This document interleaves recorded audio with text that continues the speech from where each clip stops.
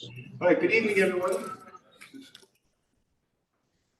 Welcome to our Cushing-Hatherly New Building Project public meeting. Tonight, for the first time, we're going to welcome folks via Zoom as well, so that we have our audience. And like previous meetings, we'll be recording this public meeting and having it available for folks to access that weren't able to make tonight's meeting, or if you wanted to go back and watch reruns, you can do that as well. It's pretty exciting sometimes. The first thing I'd like to do is introduce myself. I'm Bill Burkett, the superintendent of Situate Public Schools. I'm in my 4th year here, and I'm loving every minute of it, and I'm really excited about the opportunity to share the progress we've made on the new building project tonight.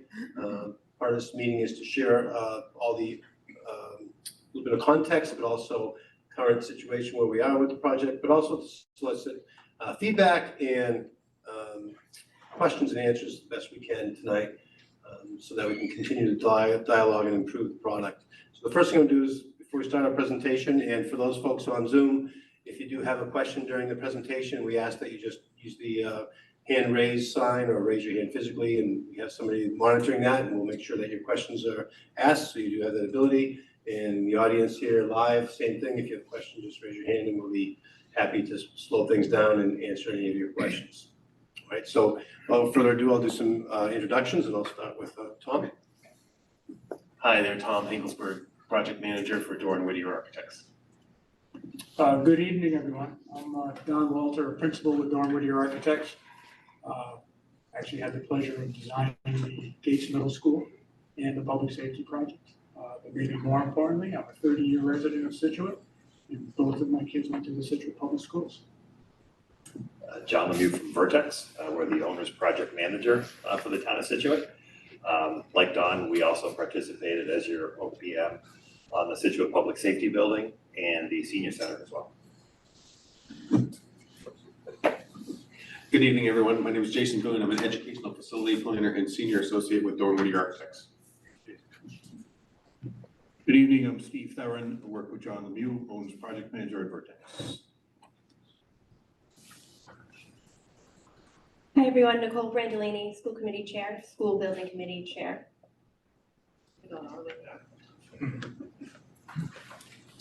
Good evening, Jonathan Burwood. I'm one of the public community members of the School Building Committee. Hi everyone, I'm Christine Sheehan. I'm the principal of Hatherly School. Good evening, everybody. My name is Heidi Driscoll, and I'm the assistant superintendent. Hello, Scott Williams, principal of the Cushing Elementary School. Good evening, I'm Tom Rebb, the Director of Business and Finance for the schools. Good evening, Kevin Kelly, Town of Situate Facilities Department, and I've been on the project team in the last several years, all the buildings we've built in the last several years. Good evening, Chris Karsh, School Building Committee public member and Capital Planning Committee. And I'm Maria Fenwick. I'm a member of the Situate School Committee. I'm also a Hatherly parent.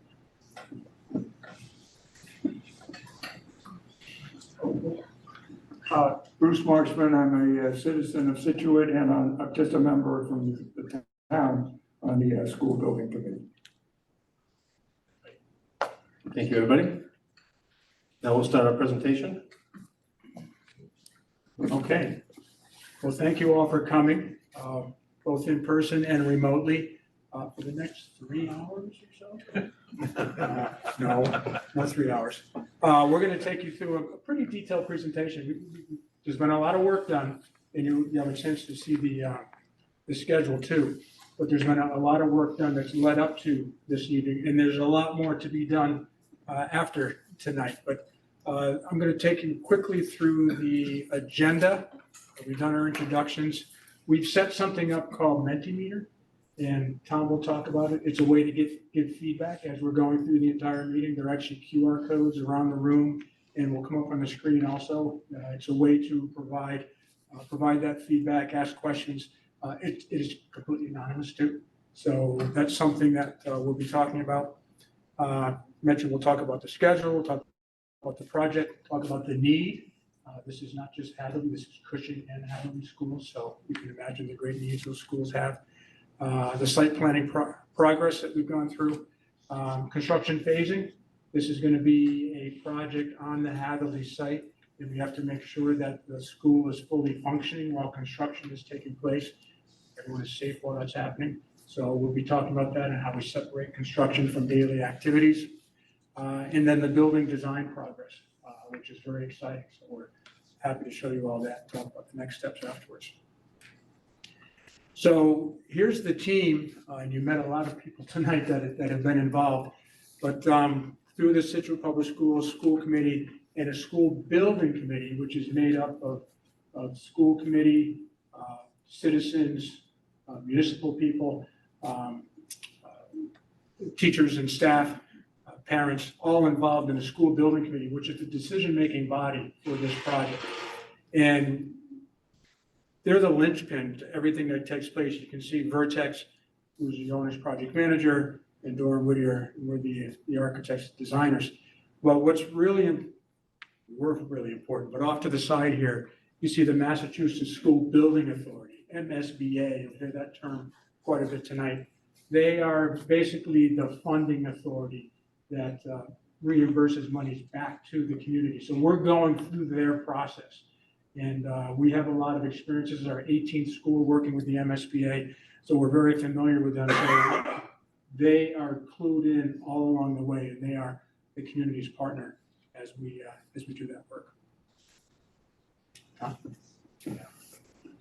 So if there's anybody in the audience who wants to provide input and feedback as we're going along, you can whip out your cell phone and shine it on this QR code.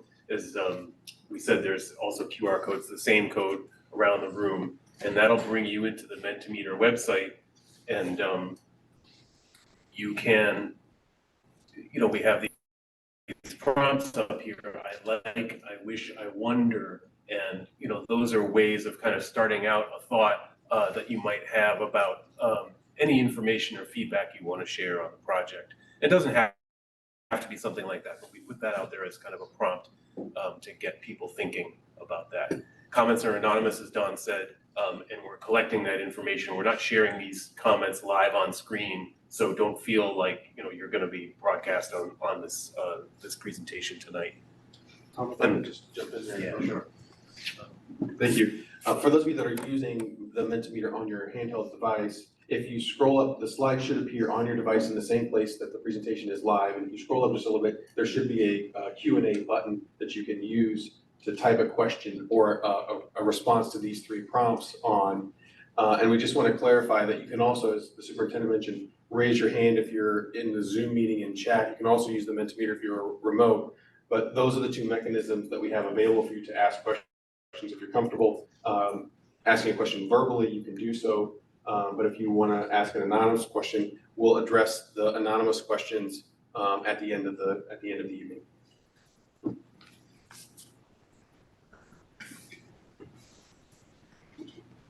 Thank you. Okay, we're going to talk a little bit about the project schedule. What you see here is a visual of the entire project schedule. But in reality, this whole process with the town started before 2020. Situate submitted, I think in roughly 2021, a statement of interest with the MSBA to say, hey, would you consider us for a project? Well, the answer at first was no. In 2022, Situate submitted again, and they said yes. And that's how the project process got started. After the town went through what's called an eligibility period where they agreed on the enrollment, we entered what's called the feasibility study. So about a year ago was when we were brought on, and shortly thereafter, Dora Whittier, and we started the feasibility study process. And the next slide, we'll talk about what we've been doing recently about this. The purpose of this graphic, though, is to really drive home the point that, when we start this relationship, with you and the town, the process for the town, it's a 5 or 6 year relationship, right? From when the idea gets started to when you're actually got, students in the seats at the end of the day. Important milestones coming up when we get through schematic design. And again, we'll talk about more details of that in a second. We've got the important dates for the town meeting on April 29th, and then the ballot vote. And if, we need both of those to be successful for the rest of this bar schedule to matter. Assuming both of those things are successful, we then would enter about 13 months of design and then a couple of months of bidding, and we would be breaking ground on the project roughly the fall of 2025, late summer, early fall of 2025, working all the way through 26, trying to get the building done for substantial completion in March of 27. And, we say, wow, March. Well, March is in anticipation of starting school the end of August, beginning of September, because you have all of the move-in, you have all of that work, but then you also have a school to take down. You've got to take down the Hatherly, you've got to build all the roads and parking, get all that done, from right when the kids get out of school to when school starts up again. And after that, then there's a rather lengthy completion phase with MSBA. As far as this phase, the phase that the town's has been invited into to get you all the way up to town vote, like I said, we started back off, in December of 2022. And if you remember, in any of the prior presentations, there was a lot of visioning, a lot of discussion about, what do you want this to be? The MSBA, as part of their process, requires the town to look at many, many options, right? So this first bar here, the preliminary design program, that was basically, I think, 23 options. 23 options were studied. Those 23 options were boiled down to 5. Then in the next phase, the preferred schematic report, we went from 5 down to the 1, which you'll see the details of tonight in Don's presentation. Right now, we're in the schematic design phase, and here we are right at the red line, public meeting number 5. We anticipate having another public meeting right before we submit the schematic design in February. And then once it goes in February, that's the time that the MSBA reviews the schematic design, more importantly, reviews the project budget, confirms the amount of the grant that Situate would be eligible for, and they'll come back to Situate the end of April, right before the town meeting, to say, here's our official yes to the town of Situate, you're in. Now it's up to you to tell us what you think. The other big thing to talk about here is, aside from these public presentations that we're doing, the building committee is meeting roughly every 2 weeks. Those meetings are public as well. We meet right in that room over there. You're welcome to come anytime. We've also started doing the PTO meeting circuit, which we will be doing a few other times before we get to town meeting. And really also visiting other groups. We had breakfast at the senior center yesterday, really trying to get out and talk about the project.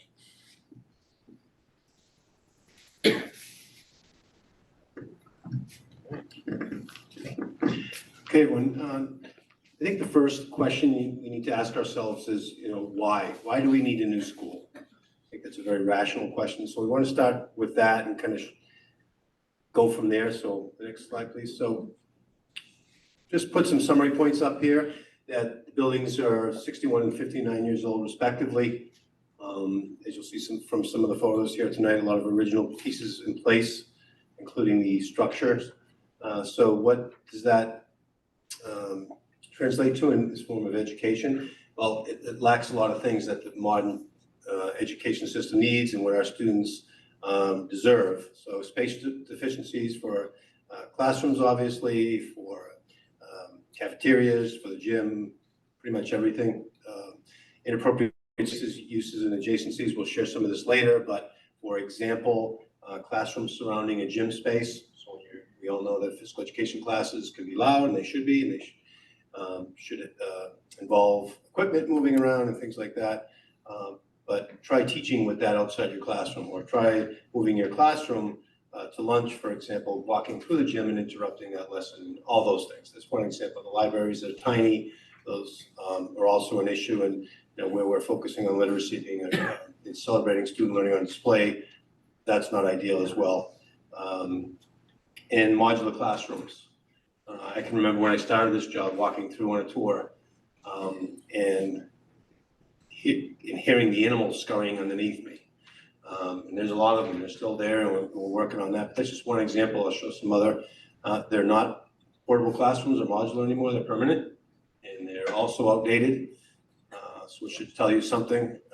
People, even back then when those were brought in, there was a space issue.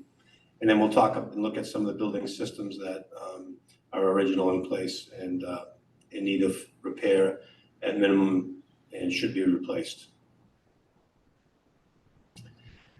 So we just took some visuals here. I also want to mention too that the next meeting will be at Hatherly, and we'll be providing tours so that folks can see this for themselves. I don't think the pictures do it justice.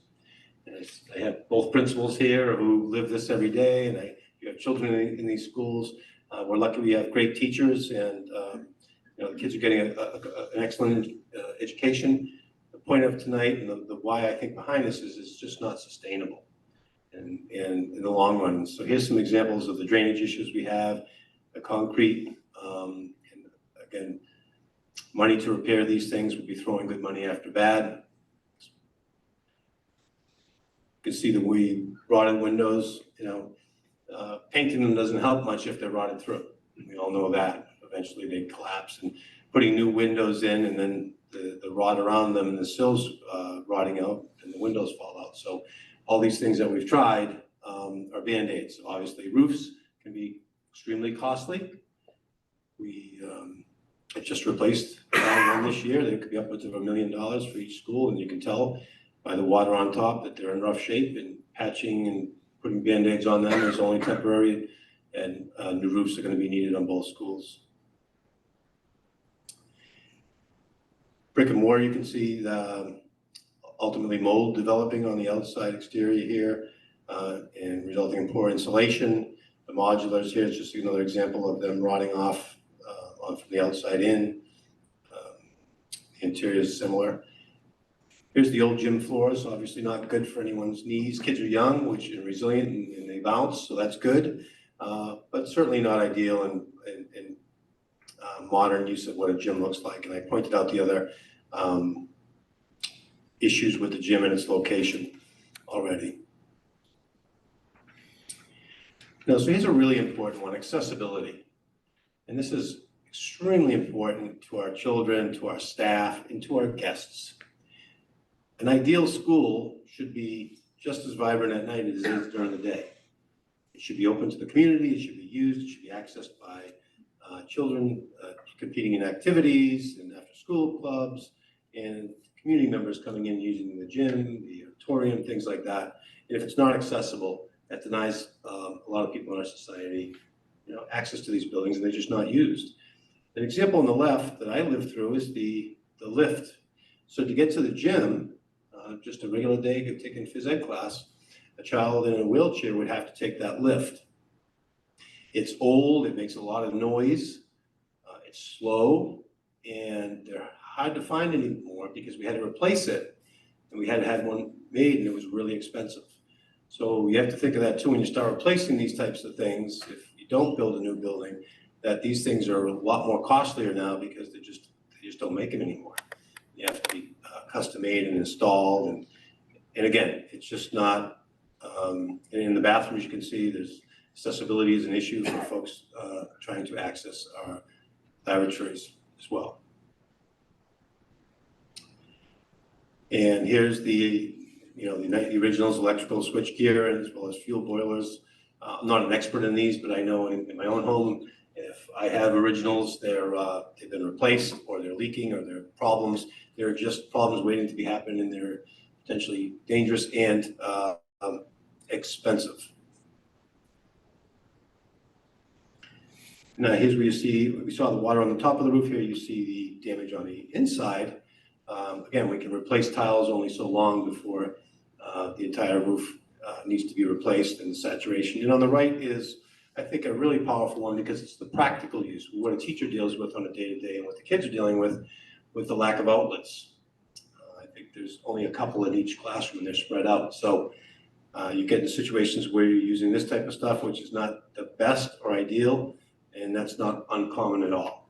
It's not beneficial to our teachers, kind of handicaps them from doing the best they can and limits them, and in effect limits what our kids can have access to as learners. Okay, the next slide talks about maintenance, and I thought this was, and these are all mostly capital projects or collaborative projects with our town. And what we wanted to point out here is we're asking the community to vote on this to trust us. But we want proof. We want to show and earn trust. It needs to be, and what we wanted to show over the last 4 years is that we've been good operators of the taxpayers' money, and that we have consciously addressed the needs at all the other schools so that we won't have to be coming back to the community for another school. And I'm confident to say we won't for a long time. And we've got Wampatuck that's older than both of these buildings. And so what the plan is to put our capital money, and I want to thank the community, the capital committee, the select board, the town administrator, everybody for supporting these capital projects through town meeting, because this is what we've been able to do. And we placed this by school so you can see. So not only I think are we maintaining our schools responsibly, but we're improving them. Because if I had a child that was going to Wampatuck, I would say, well, why am I voting for this school? My kid's not going to be impacted. I think that's a really good question. Well, because the capital money we're using now is going to Wampatuck, and if we don't build a new school, all of this $6+ million is going to be absorbed for all the reasons I just shared to the other two schools, and then in 10 years, we're going to need a new Wampatuck. So this is our way of showing that every year there's been work being done. I'll just point out a couple of examples. Last summer, it was like a construction site at all of our buildings. Wampatuck got new floors. There's a new library floor in there. The place looks beautiful. It's really game-changing. The parking lot not only looks great, it's safer with new lighting and more parking, more organization in that. So that was huge. The portico was done as well. And then in the high school, you can see new floors. You can see them out here. The Shore program contributed to renovating this library. And so the roof was repaired along with the Jenkins roof. I said I was close with $1 million, $950,000 for the Jenkins roof. That problem was occurring, shortly after it was built. So that, and I want to give the practical, again, I'm trying to make the connection. When I walked through the Jenkins, because the teachers were telling me, we need a new roof, we need a new roof. And I had to see it for myself. So one of heavy rain days, I walked through. And teachers are walking around buckets with rain coming down in almost half the classrooms. It was real. You can't do that. So the town said we have to fix that. So we got a new roof. The playground was a community effort that I'm extremely proud of, because the PTO contributed to that at Jenkins, along with the CPC from the town, and did that project in less than a year. November 22nd, our kids from Jenkins were out there playing on a brand new, beautiful, fully accessible playground, which a year ago they didn't have. All of these things are able to happen, and we're taking care of them. We just wanted to point this out. And you can see at Cushing-Hatherly, we've been doing the minimum in anticipation of this project.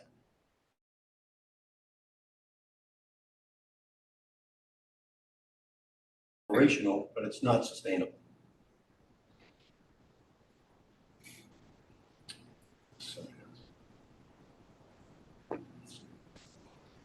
Okay. So we want to kind of take a step back. Now, we understand that we've shown some of these slides at the public meetings before, so I'm going to go a little bit quicker than we have at the last time. What is the project? It is a combination of Hatherly and Cushing schools. So it's a consolidated grade K-5 school for 460 students. In addition to that, there's pre-K that we included. It was voted to be included up to 100 students. So we've got a total number of students on the site of 560. And as was mentioned before, Hatherly was determined to be the most advantageous site option of the two between Hatherly and Cushing. We went through a very rigorous and robust process, starting at the top. Back at the beginning, we had visioning sessions. We took input from principals and staff. We also, the school building committee members and working group members, did peer school tours, looked at a number of other schools around the area that were recently completed MSBA schools to get ideas. And that really informed the process. But the visioning, I just wanted to stress with the red there, the staff, student, and community input. It was really a community process, and it was great. So out of that, we formulated an educational plan, which really encompassed a lot of the ongoing work that Situate's been doing on their educational processes in with the visioning that we had.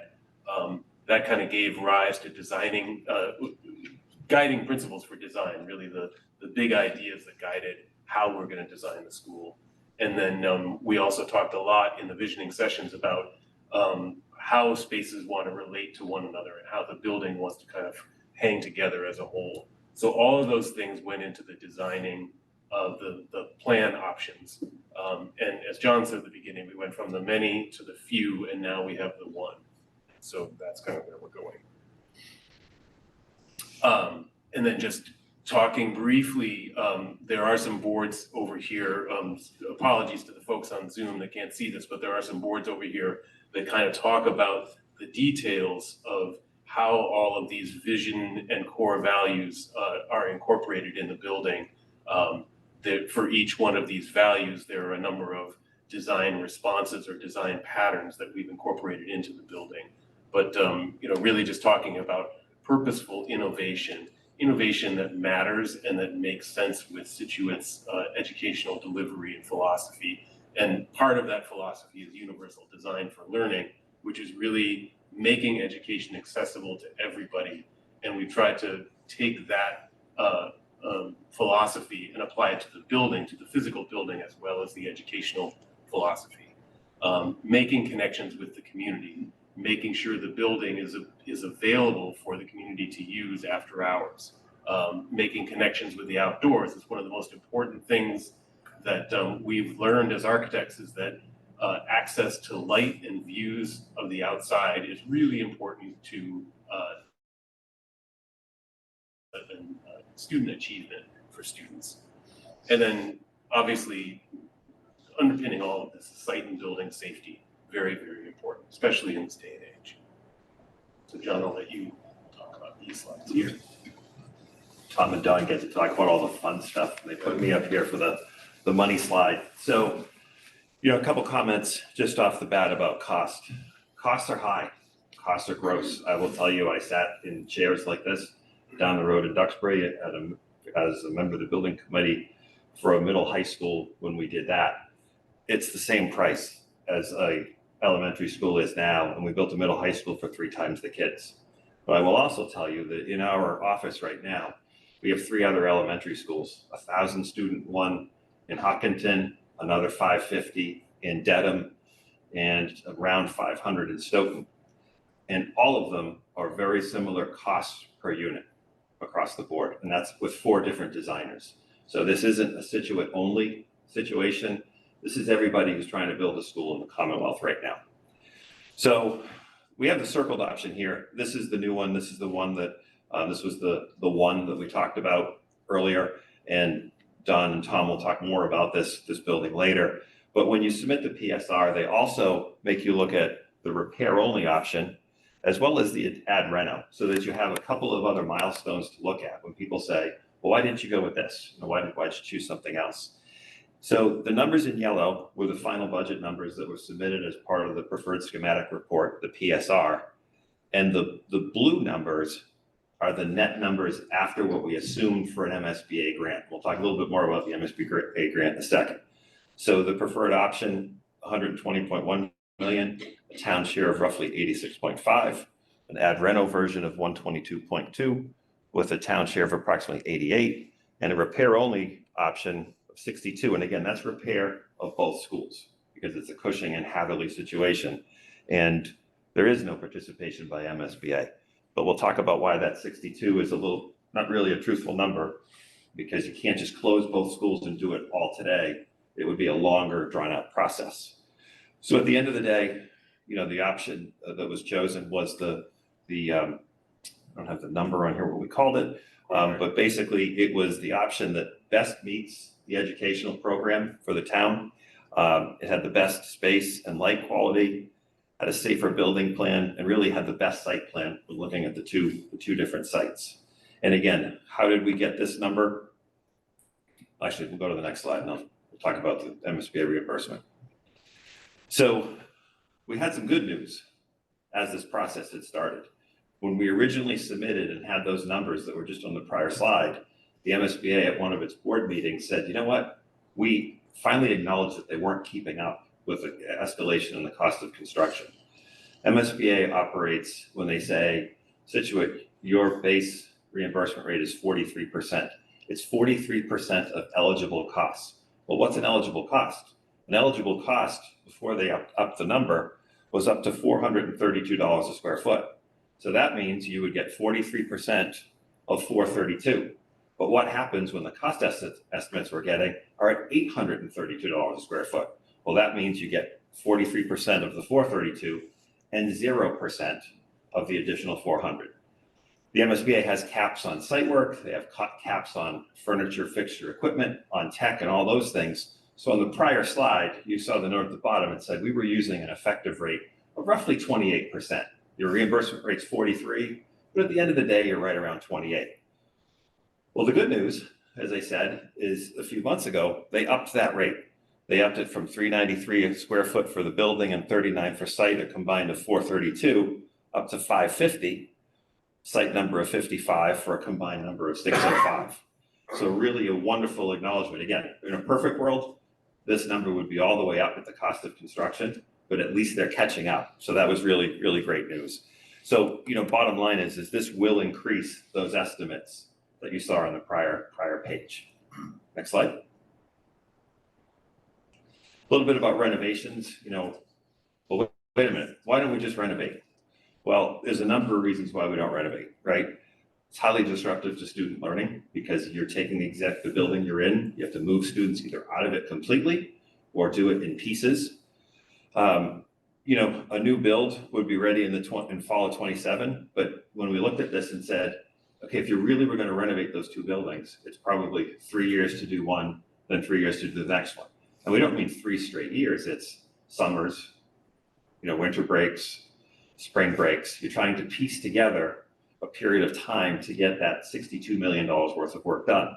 Well, if you can't shut the schools and do it all at once, what happens? It escalates every year, right? So if you took 6 years to do it and use standard construction escalation, which has been around 5%, it's actually coming down. We're around 5% now.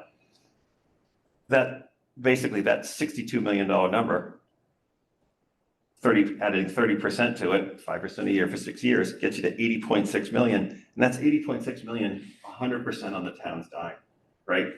Whereas the new option with the MSBA's reimbursement, not recalculated with the new higher numbers they're giving us, 86. So for 80 million, you get the same tired old buildings, updated, brought up to code, but they don't support the educational goals of the district any better than they do today. Classrooms are still around the gym. The gym will look nicer, but the classrooms will still be there. Whereas the new building for $6 million more, based on that math, is a brand new facility.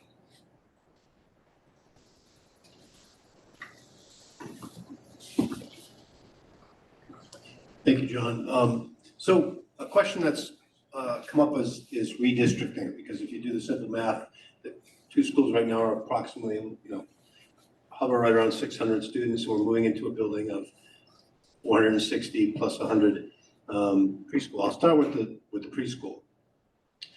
We thought it was important to put the preschool in the new building, and that was supported pretty unanimously, and it was also supported by the MSBA, because right now, the past few years, we've had waiting lists. And we felt everyone should have an opportunity that wants to come to the Situate schools, preschool, to come here. We also thought that having that experience in a new building would be smart.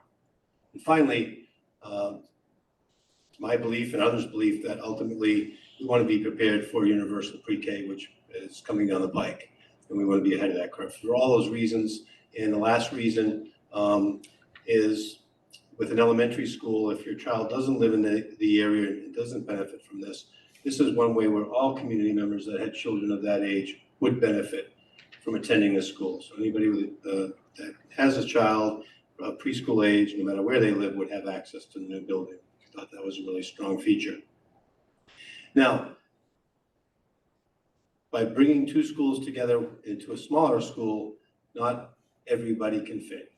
with the current guidelines. So redistricting would have to happen. What does that mean?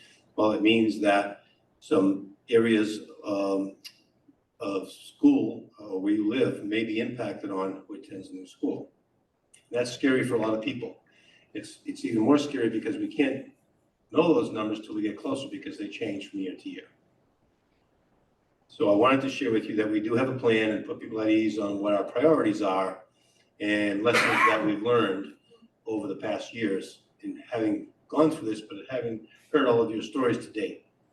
So first of all, it's going to be an inclusive process. Similar to this, no stone will be unturned before that decision's made. It's not going to be made by me or the school committee in a room or a meeting and all of a sudden sprung upon people and say, okay, if you live here, your child will go to the school or not. It'll be meetings like this, it'll be input, it'll be what, concerns you, what do we need to know, what do we need to hear, and I'll give you some examples. I often hear about the Jenkins story, where that wasn't necessarily handled very well, and there's still a lot of hurt feelings all the way up through middle and high school parents that I've spoken to. So we want to build that trust back that, a lot of us weren't here then, but those stories are real, that pain's real, and we don't want to repeat that. We will not. And you do that by listening to people. And I put seaside chats because that's my word for meetings like this, where they're very small, intimate meetings and multiple meetings at different areas. Like we've been doing this, take a show on the road and go to where people are comfortable being, but also having surveys and other opportunities. So everyone has a safe place to give their opinion and feedback that'll help educate us to best meet the needs of everybody. That's the fairest way. So listening first is the strategy there. The next one, and obviously an important one, is to minimize the social and emotional impact on children. But what does that mean? So that could mean that the kids that are in the building now, when we're moving over, we have to consider their needs. And who are their siblings? Now, if those childs, for example, are all brought over and that's what the community thinks is important because they've been there, they've been involved when all the construction was going on and they've earned that, but they've got a sibling coming out next year, we have to think of the families. They have to drop off at one school and go and drop off at another. So that's really important. That impacts families. We know that. So I wanted folks to know that, my personal philosophy as an educator is to treat every child like they were my own. I have two, they're adults, and every decision I make in education has always been, if that was my kid, how would I want them treated? Would I want them yanked from their brother or sister and moved to another school? No, not necessarily, no.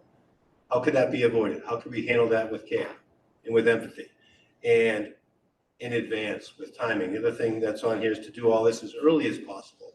So all of these things can be started earlier than getting the geographic data that we need. Those meetings can start. So, we're working on a timeline now and hope to have that soon for folks so that people know that that's real and that's happening. And then obviously under that category is keeping families together that I mentioned. And I know that the neighborhood schools is an important concept of Situate and what makes it beautiful and unique and what attracted me here. It's something we certainly want to keep best we can, and something will be part of our plan. And lastly, communication. I've never got a complaint that I've communicated to somebody too much. It's usually not enough, but it wasn't, I didn't know about this. So the whole process has to be transparent, upfront. In the end, there'll be hard decisions to be made. Not everybody necessarily may be happy, but I think most people will because they've had a voice, they've been heard, and they know what's happening ahead of time. So that's our plan for redistricting. And lastly, I'll say that we're going to do everything we can once we get into the building to find every nook and cranny we can to fit as many kids as we can. So that number 460 is what Desi's given us. I think there's also room to increase that a little bit. There's ways to do that. But again, I want to hear from folks and have those conversations with groups of families and community members to talk about how we can do that.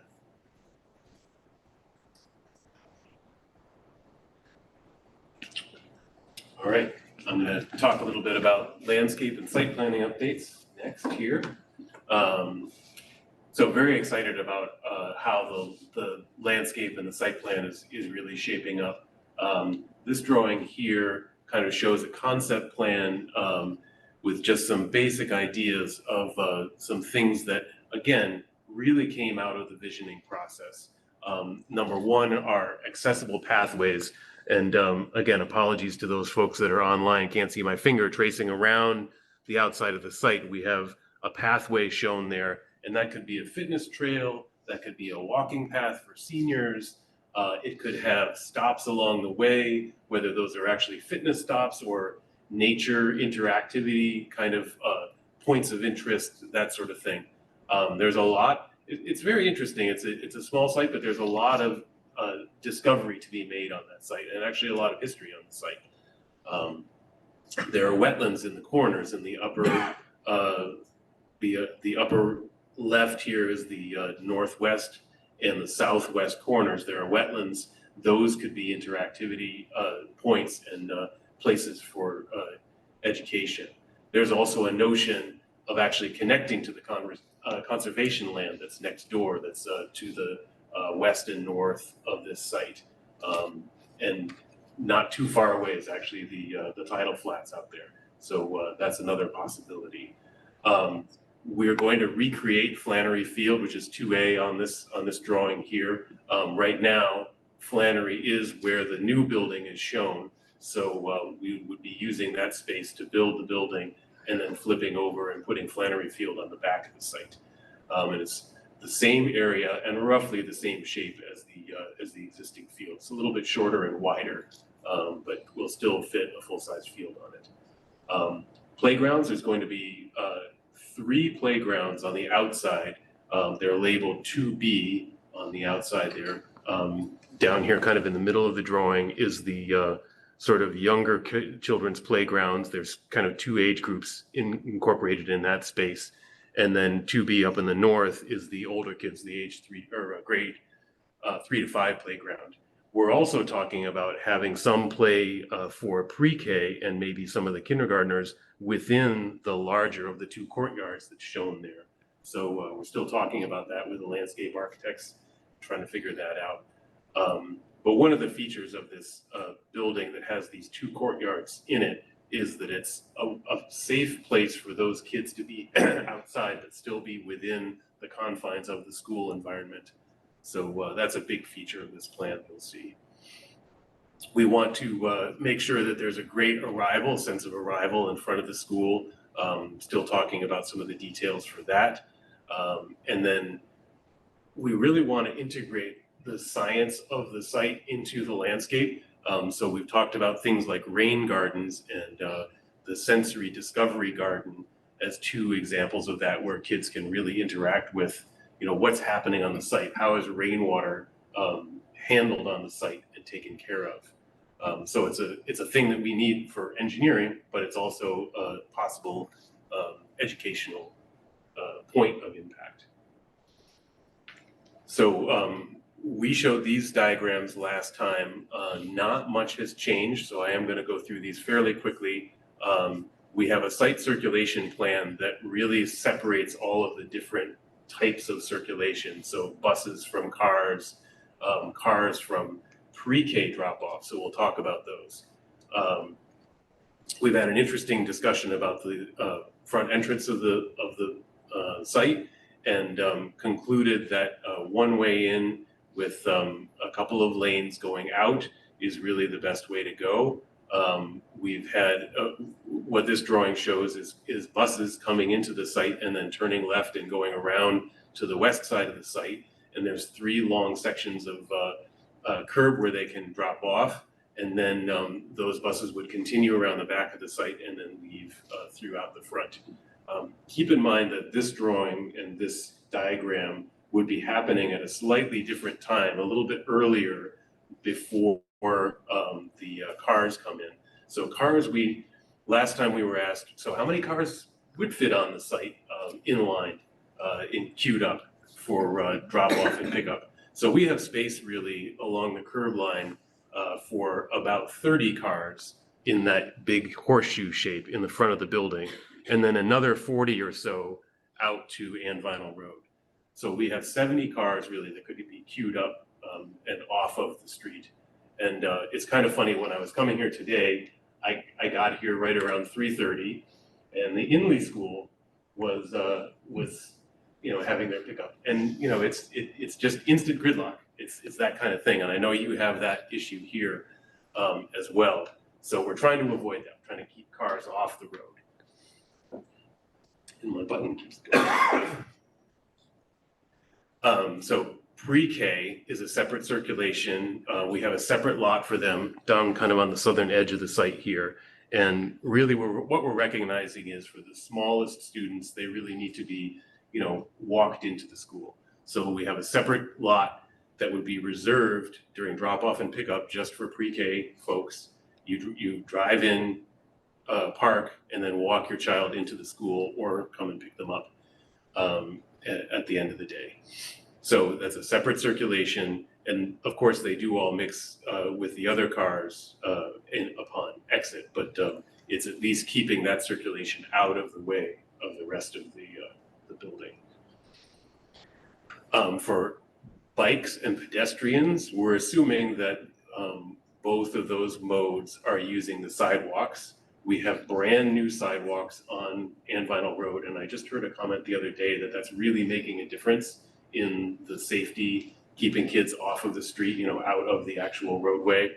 So that's a great thing. So we're really kind of building on that success and really pulling the crossing action back into the site and to a much narrower crossing where that arrow is pointing to crossing guard. That's kind of where people cross right now on the site. So we're just kind of continuing that same process that's already kind of worked out.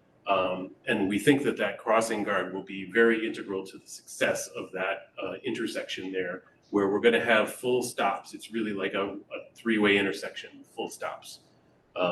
So that will help with the flow of traffic. And then emergency access, very important. We've been through this site plan a few times with our public safety folks, fire and police, and the Department of Public Works folks. And they're really on board with this. They have full access around the back of the building, which is not there now in the Hatherly site. So that's a real big improvement. And they'll have several places where they can bring equipment up close to the building and fight a fire or deal with any kind of an emergency. So that's a big thing. So site construction plan.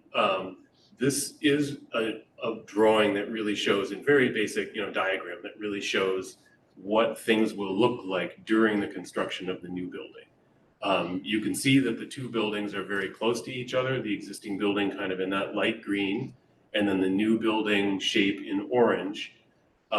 Will maintain a kind of an alleyway between the two, so we have full access around the existing building. One of the really important things about this site plan that we did really from the beginning was not locating the new building over top of the existing building, which would mean you'd have to tear down part of the existing building to build the new. It's very messy kind of phasing. So this is much cleaner. The new build is happening next to the existing building. And really avoids a lot of stuff, temporary disruption and relocation, modular trailers, all that stuff that John was talking about before. The building location avoids the wetlands, which is really important. We're separating traffic. We would have a separate construction entrance, and that would be strictly controlled in terms of the timing where large deliveries could be made. There would be blackout times during drop-off and pickup, morning and the afternoon, where you can't get any construction vehicles on or off the site. And we've done that on all of our projects. It works out really well. And then we're going to make sure, the area in front of the building would be curtailed. So there's going to be, a smaller area for circulation. So we recognize that that's going to be a little bit of a hardship in the beginning, but we've also created a little bit more parking to make up for that. There's a temp parking in gray down at the bottom. And then also you can see that we're taking over the back of the site for a construction area. And that's mostly for lay down space. You have to have a lot of space to put materials before they go on the building. So that's really what that area is kind of designated for. Because we're displacing playgrounds back there, we're going to create a temporary playground in the front. And there's actually a nice, very flat space in front of the building that's graded. Actually, it was intended to be a playground originally. It was just never done that way. So that kind of covers site construction plan. Yeah. You have a question in the room? Yes. Take the microphone to her. Oh, that's fine.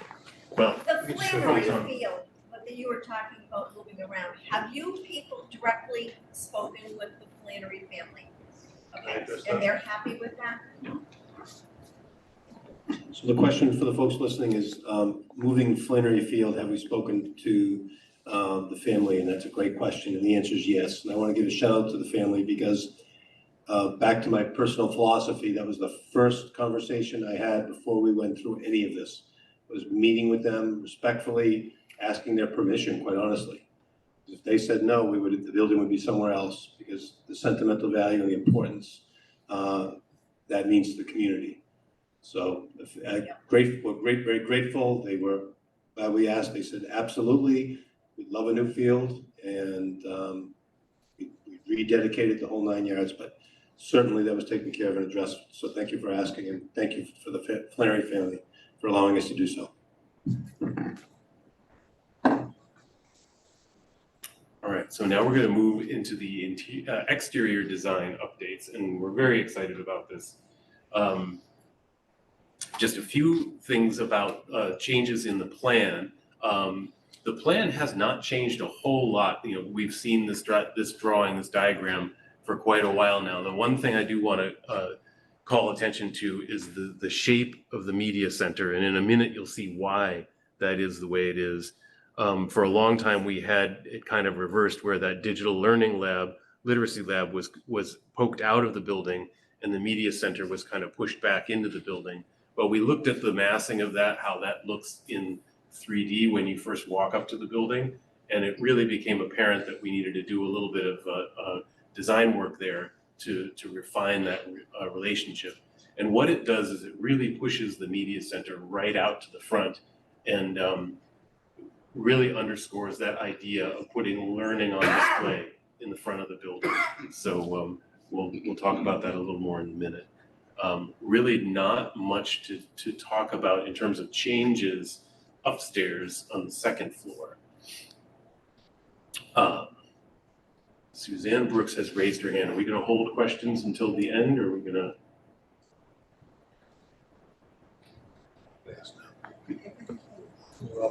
Yeah, can you see what the question is?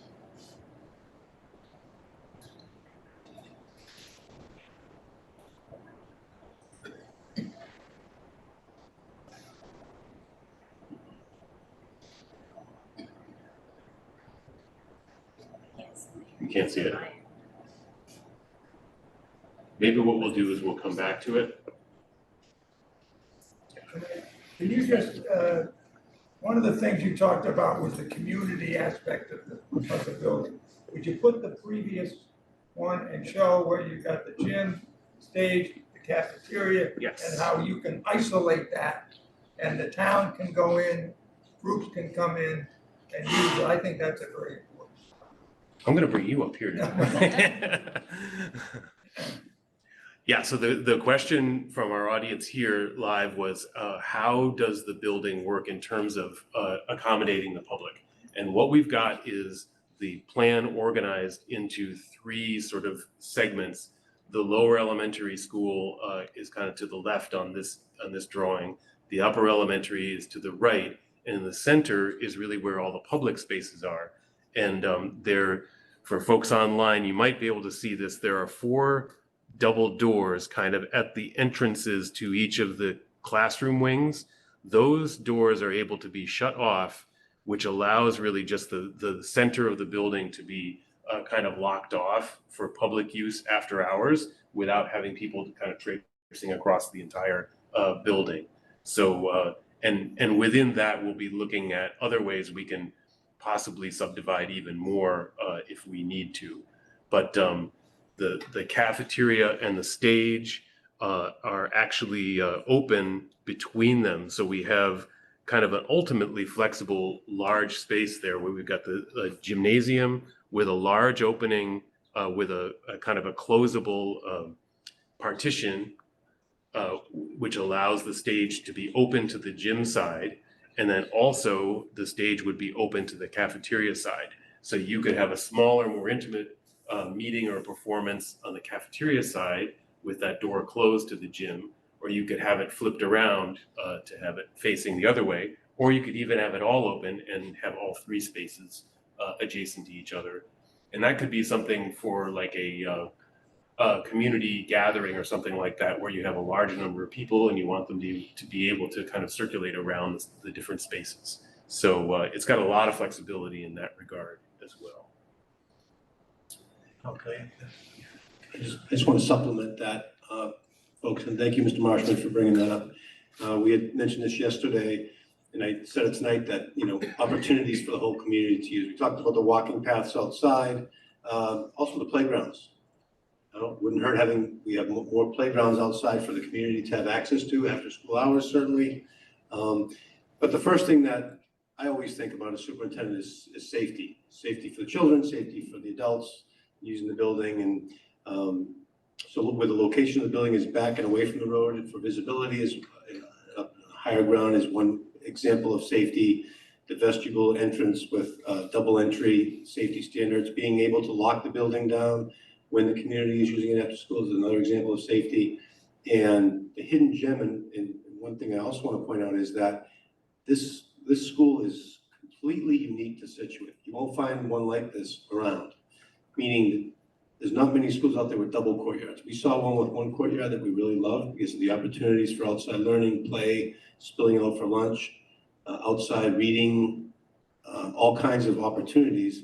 But the safety aspect is also extremely admirable. For example, Tom had talked about the kindergartners, the preschoolers on the left here using the lower elementary courtyard for play.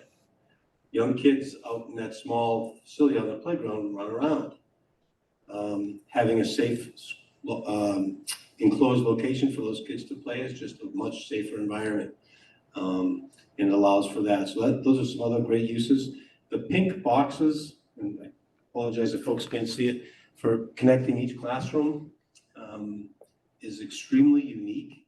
And we took our teachers on tours of some of the buildings, other new buildings, to obviously get their input and things they saw and how we could make them unique and special to Situate.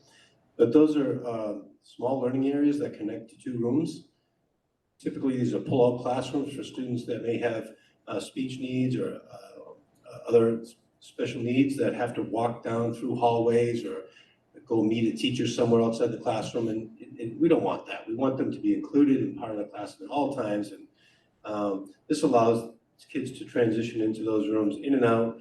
And it's available to all the kids in the classroom, quite honestly. Small group work, tutoring, and the teacher doesn't have to, and if there's glass windows there, the teacher can see and observe that and see the kids working. So those are, although a small little pink square, hugely advantageous and innovative in this school that are very unique. So I just wanted to point out some of those opportunities that we touched on before. And the last thing, because Bruce brought it up, who's my former principal, who many of you know, is that I'm a big fan of pickleball, and I know some of our community members are fighting for space to find that.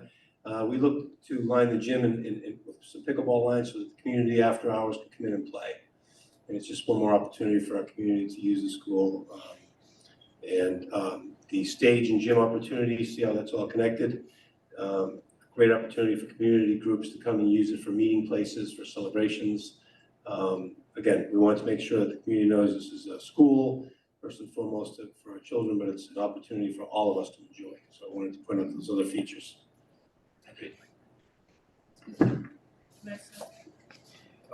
Question. Yes. Can I just ask a question? On the lower, first floor there, next to the teacher collaboration on the courtyard, you said there's a pink area. Is that also another one of those areas you were just talking about in the classroom? You're talking about here? On the other side, in the lower, yeah, right there. Yeah, and these really function the same way. Those are special education spaces. Okay, so I know it's a great idea to have the two things, but I foresee that 20 years from now, someone's gonna say, who thought it was a great idea to put classrooms around a playground? It sounds like we're developing exactly the problem we have with the gym. You've got music, educational areas, PT, OT, art, teacher collaboration, and special ed. Around an inside playground. Well, we have classrooms that are all facing away from the playground. And yes, while there are things happening in those other spaces, in many cases, especially with art and music, we've talked a lot with the teachers there. They actually welcome having that opportunity to have interactivity with the outdoors. So they're actually excited about being a part of that courtyard. I just think that 2 courtyards makes the footprint so much larger, and we're gonna have 2 preschool playgrounds. Just thinking. Well, there'll be different playgrounds for different age students, and what we're talking about now is the smallest students having some play equipment within the enclosed courtyard. And then the next age group of students would actually be outside, on the, go backward a little bit You here. said that was combined outside. Yeah, so the next age group would be here where this 2B is, and then the next age group up from that would be next to that. So we'll have kind of the smallest children within the enclosed courtyard, and then the next age group up. And what's also important to point out here, we heard this in a couple of the PTO meetings, people are concerned when we started talking about putting a playground inside the school in the courtyard, oh, that's not accessible anymore. Well, we will have accessible outside playground for young students on the outside of the building that can be accessed at any time. So we have that. And on the second floor, did I see the PLC is gonna be on the second floor? Yeah. So, I guess from a safety standpoint, that's our population that has probably the most disabilities. How do they get out with fire? Oh, they use the elevator. What's the sign that's right next to the elevator? Do not use in case of a fire.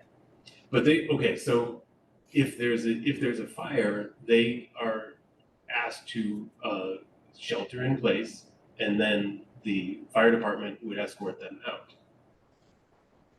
Well, I think it's a good point, and I also think this is why we're asking for input.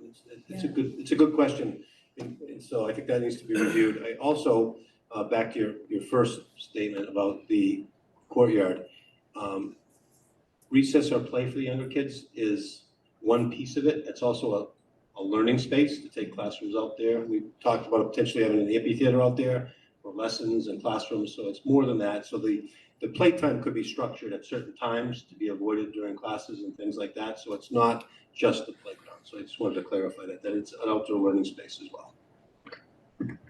And back to your comment about the PLC, each of these pink spaces are equipped the same. So if we, we'll take this comment back. I think that's a very good, valid comment. We'll take that back and we'll review that with, staff and the administration. And if it turns out that it really doesn't make sense to put that program there, then we'll have to reconsider. But there are other places around the building where they can go. First grade upstairs also? First grade is upstairs, yeah. So first and second. Again, worked in the schools for many years. Little feet, first graders don't know how to get down, but we do 5 to second, third week of school. It's easy just to out the door, but to get them to come down a flight of stairs and out, it's like herding cats until Christmas. So I just think from a safety and a fire standpoint, they would be better on the first floor. Thank you. All right, so next we have some, it's kind of a thought about what inspires this building on the outside. And we really looked around, and one of the dominant themes, obviously, Scituate is a coastal community, and that notion really permeates every kind of aspect of life around here. So with that in mind, we really took inspiration from some of the natural features of Scituate that we have to offer that are beautiful around here. One of the interesting things about, for example, looking at the rocks is they have this kind of sloped surface on the top, and we kind of took that as a point of inspiration, and you'll see how in a minute when we look at some of the visuals of the outside. So this is another site plan that shows where some of these images that we are about to look at were taken. Starting with number 1, kind of looking at what we see when we come up upon the building when we first turn in, and then the next series of images looking at it from different points around the east, around the front of the building. So here's kind of what we would see when we first drive in, and it really sort of goes to that image that we were talking about of the coastal and the beach and things like that. So all of these forms that we're looking at are inspired by things that we see in our everyday life here in Situate. You know, for example, the siding, which we're talking about, you know, exactly how this is going to be done right now, but the general notion is it recalls, you know, that idea of the beach fences and that kind of very light and permeable surface that we see around on the dunes in some of the beaches. And then when we go around the front of the building, again, you know, talking about those rock forms that are off the coast, you know, up in Minot area there, what does that look like and what does it remind us of? You know, it could remind us of some of the peaks and valleys that we're seeing on the front of the building as we look at this.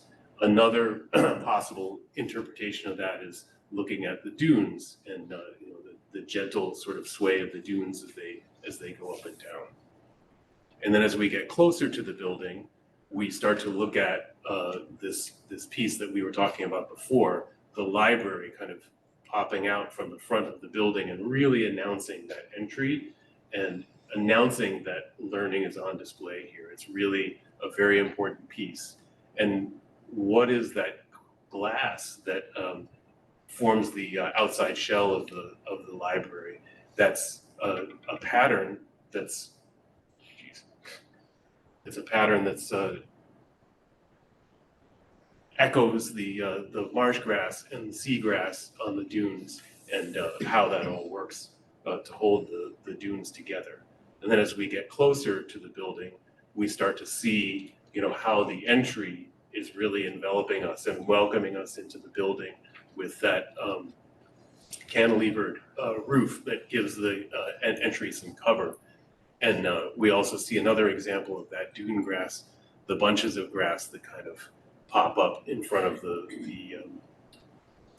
dune fences. And then this final image is kind of taken, it's almost like your windshield view as you drive up. And one of the things, you know, I've made this joke several times, but one of the things that this 3D rendering program is good at is exploring options quickly. What it's not great at is rendering materials accurately. So we're thinking about a brick for a large majority of the building, and we don't want it to be this sort of regularized gray brick. What we're really thinking of is a much more variegated pattern that really takes the natural colors of the stones of the beaches of Situate and uses that as kind of a jumping off point for the color scheme of the brick. So that's going to kind of close us out here, but we'll stop here again to remind people your feedback is really important to us. So if you have the opportunity to share information or feedback, this would be really appreciated. In that slide.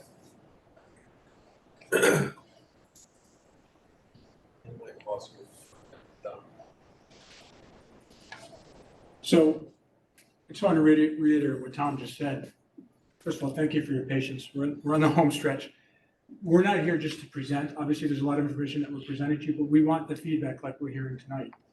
We spent a lot of time with teachers and staff crafting this building. But it doesn't mean we're always 100% right. And we're still early enough in design that things can change even after this goes through and passes with the community. So we value the feedback. This is not a building about building Whittier. This is a building about situating, solving the needs for the Hatherly and Cushing students. So what do we do with this slide? We're just giving folks a minute if there's anything else they want to share with us before we go to the questions. That this is their opportunity to do that. Yeah. So by all means, jump in and comment or question. We do have a next step slide. Yeah, while that's happening. So next steps. This is really important. As John said earlier on, the costs are a little on the broad side right now, right? We have a general sense of what the building is going to cost. We're in schematic design where we're developing this building into more detail. And on December 15th, we'll be submitting our drawings and specifications to our cost estimator into Vertex's cost estimates. We have two cost estimates being done for this project. It is very important because ultimately the costs that come out of these estimates will be the costs that are presented to the community for votes. So after those estimates are done, the cost estimates get together along with the design team and our consultants, and we'll reconcile those. We'll get to the point where we understand that, if they're within 0.5%, something like that, we'll know that they're seeing the same thing in the drawings and that we can feel comfortable with those numbers. We'll be receiving those estimates back somewhere towards the middle, the end of January. We'll do that reconciliation that I mentioned. We'll then present the cost estimates to the school building committee on the 31st. The next public meeting is scheduled for February 7th. So we're prepared to share all of that information at that public forum. And then on February 28th, we'll be submitting this to MSBA for their staff review. There'll be discussions back and forth with them. There'll be a meeting leading up to the vote by the board. But we'll continue to have public forums, and we have 3 of them scheduled between February and March, so we can update the community and get more feedback. And then the board meeting is on April 24th. We'll know where the board stands going into that meeting because staff will make us all very aware of where this project's going. If we get this far, we feel very confident that the MSBA board will give its approval. And then lastly, the 2 most important dates for the community are April 29th, which will be the special town meeting vote. And then on May 18th will be a debt exclusion ballot vote. So that's an update on the next steps. For the next slide, direct questions. Project website, go to situate.org. You guys on? Okay, I just wanted to thank you, Don. So that's a little hard to read. If you go to sit.org, scit.org, that's our district webpage. Right on the front page, there's a community tab. You click that, you're taken right to the entire website, within a website, if you will, on all things new building project from the onset up until now, all the meetings, all the agendas, all the notes. It's a wealth of information. Also, a very important document on that is the frequently asked questions. So there's a lot of information on feedback we've gotten from the previous 4 meetings, from all of the visioning meetings.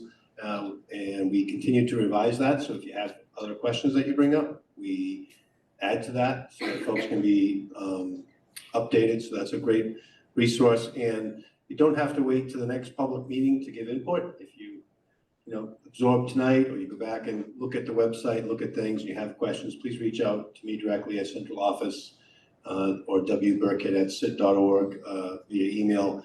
We'd be happy to meet with folks, talk to folks, answer questions. So this is an ongoing conversation, and I'll open the floor up now to any questions.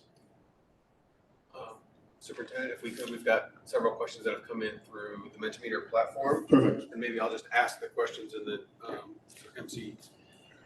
The first question that came in over the Mentimeter platform was, if Situate doesn't pass these votes to move forward with the project by the MSBA, what would the plan look like for our elementary schools?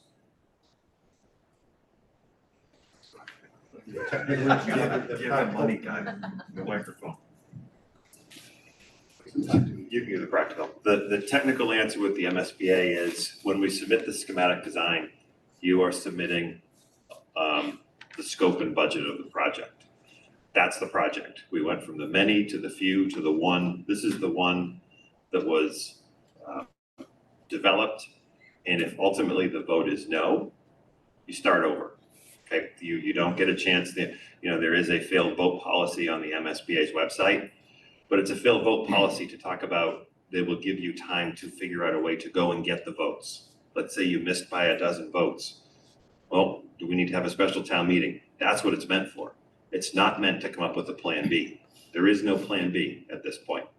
Plan B is if the vote is no, you start over again with a new statement of interest and this whole year plus long process to get back to another town meeting, assuming all of that is based on a new statement of interest, which they open that period every January, roughly runs January to March. and then you hear from them if you're in around October or November. And then comes the eligibility phase, and then comes, you're invited in for a schematic feasibility study. And as evidenced here in Situate, you got invited in roughly 2021. Here we are, late 2023. So it's about 2 years from invitation to get back to this, point. If you get invited back, right? Thank you. Now for the practical answer from the superintendent. I'm asked, and John, thank you, because I think that's important that we know the process. So someone that's been in education for 30 years and walked these buildings every day, I'll be as subjective as I can, but I'll give you my honest opinion as well. Someone asked me about a month ago, how can we afford to do this? And my response was, how can we afford not to? And I'll give you the reasons why we can afford not to. I gave some examples tonight. These buildings are crumbling. We've seen the pictures. We walked the buildings. The roofs are sagging.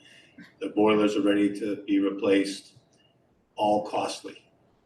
The educational environment and structure, the gyms we talked about, the classrooms, the outlets are not conducive to great learning. And I think Situate kids deserve better. The vote doesn't go. Okay, we move on. What's the plan? The plan is to take that $6.5 million approximately that over the last 3 years that we've strategically on capital used on making all our other buildings better so they won't have to be replaced.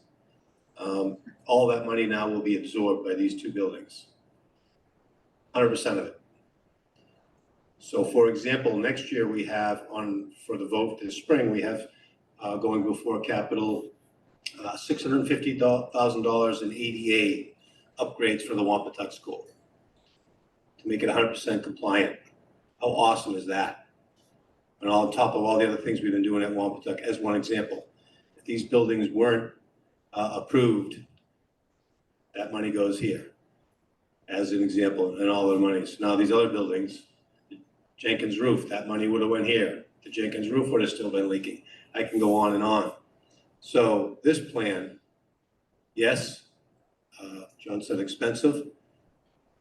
3-4 years into it now, another 4 away, 7 years, plus the planning for that process to apply took about 2 years of a lot of the community members' time. It's about a decade. So now we go back to the drawing board. And when these things start crumbling, or we put all our money to fix them, and then Wampatuck starts crumbling, or Jenkins, we go back to the MSBA. And let's be honest, they're human. This is extremely competitive. Oh, isn't that Situate that said, no, stubbed their nose at us? Why would we do that when we've got another school that's been waiting 6 years for this? Just being honest, right? So there's that. So that's the truth of the matter and the reality of where, as superintendent, I would ask the school committee and the town to direct our money to these 2 schools to do what we've been doing to others. There's another thing. When people are moving around, what is the first thing people ask about when they talk to a realtor? How's your school? What's the school system like? Now, Situate, my kids went through Situate schools, unfortunately, almost 40 years ago. But, we're not in the hierarchy. People say, oh, Duxbury. Norwell has a good system. And people will come, if you turn this thing down, then, besides the realtors being PO, the word gets out. Well, it's not that important. They're not that concerned about it. And I, for example, did spend 25 years in the Norwell system. And I can tell you about a dozen families that went to Norwell. Their kids went through the system. And you know what? Then they moved to Situate because they wanted to be by the shore. And I think we all know that. So, and to me, that's what I would tell somebody. I mean, it says that the town, well, we don't want to spend it. But as I've told other groups, when your kids are in school now, somebody's paying to improve their situation. And that whole idea of paying it forward is something that I think we all have to look at. What do we want the kids who come out of the school system here to be like? And remember, as you get older, if you haven't treated the kids well when they were in school, what's gonna happen when you say, geez, we need some of this for our senior citizen? Well, hell, you didn't give us anything when we were in school. You know, so it's a much broader situation. And it affects everything about the school, its environment, and its reputation. Jason, I just want to add one thing, and thank you, sir. And over that 10-year period, nothing gets cheaper. And John pointed out the Duxbury example of we're paying the same as a high school did approximately a decade ago. Look at that. So then we go back and decide to do this on one of our schools, and every day gets more expensive. So that's just another thought. Well, even if we just lose the 2 years to get back in the queue and have the MSBA hopefully welcome us back, that school costs $12 million more. And so this is the cheapest it's gonna get. Thank you. The next question that was posed was, someone said first and second grade have access to bathrooms for each classroom. Sounds amazing if that's true. Is that planned? The answer to that is yes. In this particular design, we've been able to achieve embedded toilet rooms for pre-K through second grade. The next question is there any reason why pre-K, K 1 and 2 couldn't all be on the first floor with 3, 4, and 5 upstairs? Tom started to talk about this a little earlier, but I'll elaborate in this way. One of the key things that came out of visioning was flexibility and adaptability, the ability for this project to change its mind over time. The building is organized the way it is because there was a desire to have pre-K 2 grouped on one side of the building and 3 through 5 on the other side of the building. So that's the way it's currently planned. However, grades 1 through 5 classroom sizes are all the same size. They have very similar features. They may have different size furniture in them, but all of that's mobile. The one key difference is the toilet rooms I just mentioned earlier. So if for whatever reason the district wanted to change the organizational model and have pre-K and K, first and second grade all on the ground floor, they would be on opposite sides of the building, but the design does have enough flexibility to make that move. Jason, what you're saying is that this first grade on the second floor has toilets in the classrooms, and that's why they're stacked that way. Correct. Yes, correct.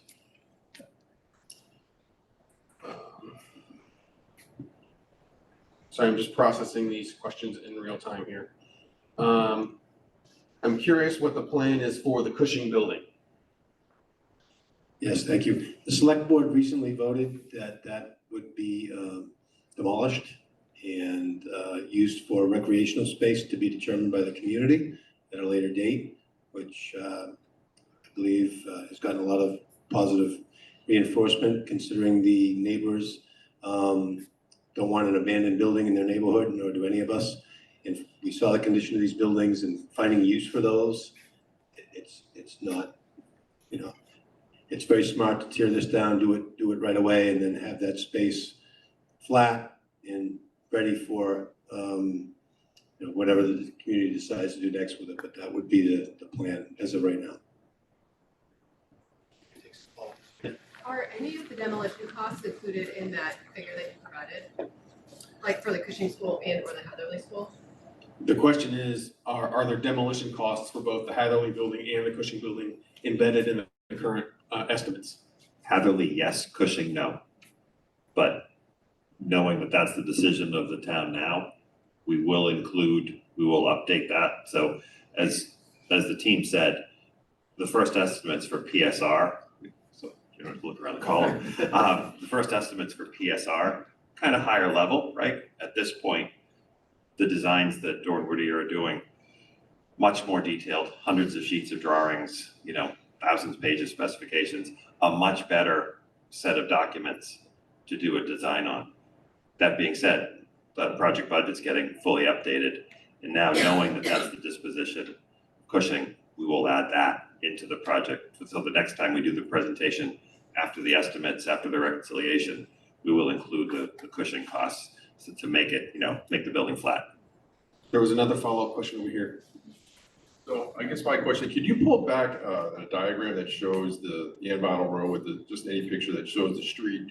My question is really public safety oriented, and I live right in front of, my wife and I live right in front of the school, so we're right, where's the Ann Vinyl here? Down the bottom. Down here. So we're right here. My question is, and I love the fact that the flow of traffic coming, because this traffic runs right by our house up the street. A couple things. First of all, it's a cut-through street, and if anybody knows the street, people go really fast on the street. And I've brought this up many times. There's a public safety question I have is, this is a blind corner up here, and cars can't see coming around this corner. There is a school flashing light here. There used to be one here, which is gone now. I don't know why, or it's not working. The one here is fine.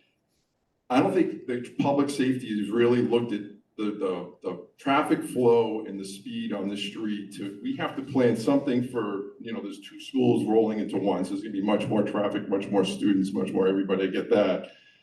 But we have to find some way of slowing the traffic speed up at the top of this blind corner, whether it's a speed limit sign with flashing lights, and get something down on the straightaway here that explains how fast people are going. There's a telephone pole here, which has been taken out a couple of times from accidents. This is just a very hazardous corner is the best way I can put it. And I think this is all great. I love what the plans are. I love what the school looks like. I just worry about the safety. The sidewalks has been a huge improvement, but it's really the speed on the street and coming up with plans on both ends so the traffic realizes that they're in front of a school and they're way over the speed limit. So I just want to make sure that that gets noted. Excellent points that you make. And being a bike rider, I go on the street a lot and I understand what you're talking about. But so while the focus has been mostly on the site so far, we will expand that as we move forward, and your suggestions are warranted. The next question from the Mentimeter platform is the anticipation of 70 cars for pickup at the school location is it based on the current Hatherly numbers or anticipated for current combined Cushing-Hatherly pickups, and why is that number so high? I think the response to that is the 70 count is not based on any sort of traffic data that we have. That illustration was simply merely trying to illustrate how many cars could be on the site before you back up onto Ann Vinyl Road. And 70 for a school of this size is a rather large number, but it has nothing to do with sort of any formal traffic study or anticipated number of cars at pickup. Let's see what's next. Is there an emergency exit from the inner courtyards to the outside in case of a fire? The answer to that is yes. In fact, code requires to treat the courtyards very similar to interior space. So in both courtyards, there are two different ways to exit out. In fact, the fire doors open into the building for exactly that reason.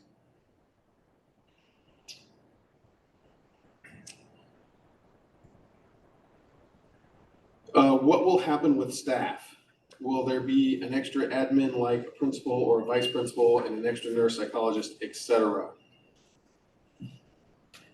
That's a great question. And I think we start that process like we do any year. We assess the number of students in the building, we assess the staff. We talk about redistricting. So if there's more kids that might go into Jenkins, for example, or do staff have to be transitioned over there? So ultimately it will be meeting the students' needs, and that'll be done, before the building's built. Once we know the size of the classroom, where people are going, and then we'll allot the appropriate staff like we do now to the appropriate buildings. During construction, how will the loss of Flannery Field be accommodated?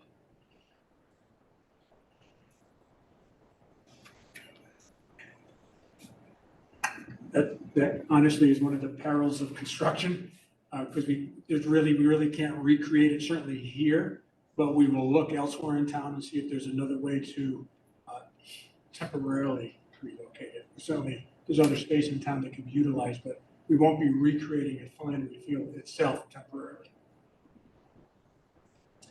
Are the numbers, and we're assuming this means the enrollment numbers, are the enrollment numbers fixed for the breakdown of K-5 versus pre-K? and any flexibility to accommodate more K-5 students by reducing pre-K numbers to keep existing school populations intact. So the 460 K through 5 is a fixed number. There was there were enrollment projections done with the MSBA. So they drive that process. So that is the agreed upon enrollment for the K-5. The 100 students in the pre-K is basically a district decision to try to better serve that population. The way the building is designed for the number of students per classroom, there is built-in capacity in this building.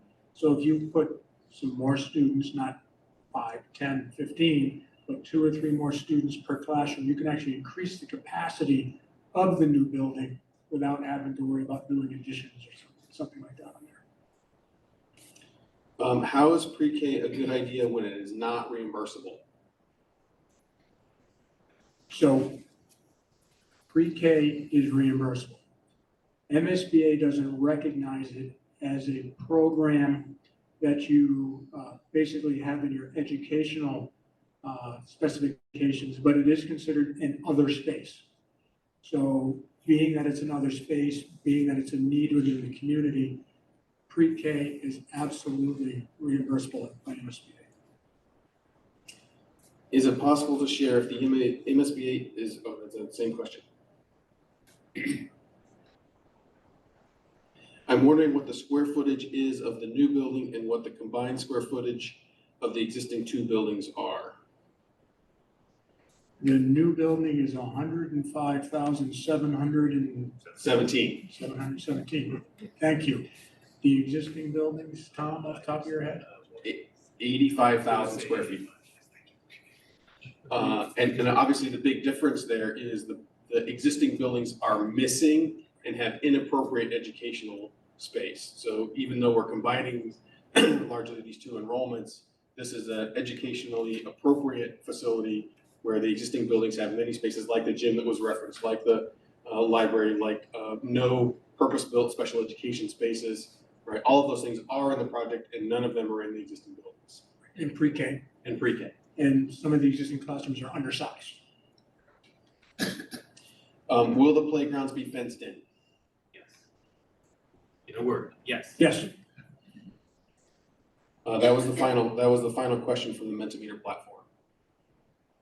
Is there any other questions from folks who are on Zoom or any raised hands? None.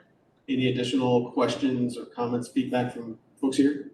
I'll ask one more. In taking one of the schools offline, what's the savings gonna be to the town? Now, I realize, and I think in our school system, our greatest strength is the teachers that have been within the system for years. I mean, I'm a graduate, I was looking around in here. This is a lot different in the library than it was 50 years ago when I was here. However, the savings to the town by dropping one school will be X amount of dollars. What is that X amount of dollars?